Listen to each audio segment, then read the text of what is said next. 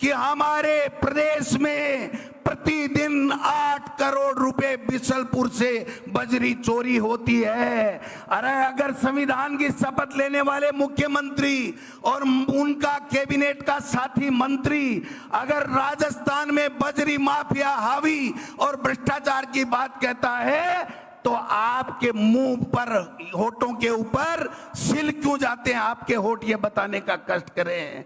मैं निवेदन करना चाहता हूं आप सबसे कि संविधान में यह लिखा हुआ है कि 5 साल में राजीव गांधी जी हमारे नेता अमर हो गए, उन्होंने 73वां और 74वां संशोधन किया था। आज भी वो संशोधन के तहत 5 साल में पंचायती राज और नगर निकाय के चुनाव होने चाहिए। खड़गे साहब, यहां पर 5 साल से कोई चुनाव नहीं हो रहे हैं। 6 साल हो गए नगर निकाय के चुनाव नहीं हो रहे हैं।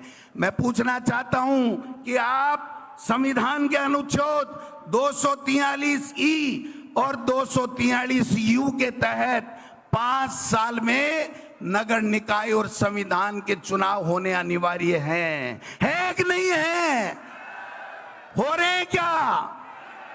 1 साल से प्रशासक लगा रखे हैं। मैं पूछना चाहता हूं, आप संविधान की बातें कर रहे हो कि आप रैली क्यों कर रहे हो? ये रैली इसलिए कर रहे हैं कि आप संविधान को नहीं मान रहे हो, सुप्रीम कोर्ट के आदेश को नहीं मान रहे हो। सुप्रीम कोर्ट ये कह रहा है कि 5 साल से ज्यादा आप किसी भी रूप में परिसीमन का नाम लेकर के या कोई भी नाम लेकर के आप समय नहीं निकाल सकते। 1 साल ऊपर हो गया। 1 स्टेट 1 इलेक्शन की बात करने वालों से पूछना चाहता हूं कि तुम्हारी केंद्र में सरकार है, तुम्हारी राजस्थान में सरकार है, आपने कौन सा कानून पारित किया, कौन सा संविधान में संशोधन किया कि आपको यह अधिकार मिल गया कि आप मर्जी आए तब नगर निकाय के और पंचायत राज के चुनाव करोगे? मैं पूछना चाहता हूं आपसे, आप आवाज दबाना चाहते हो विपक्ष की?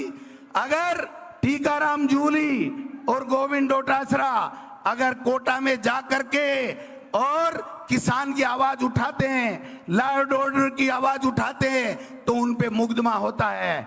एक मुख्यमंत्री को एक कार्यकर्ता अगर सीकर में काला झंडा दिखा करके कहता है कि जिले और संभाग क्यों खत्म कर दिए, हमको बताओ हमारा गुनाह क्या है, तो उसके ऊपर उसको जेल के सलाखों में उसकी आतंकवादी की तरफ परेड निकाली जाती है।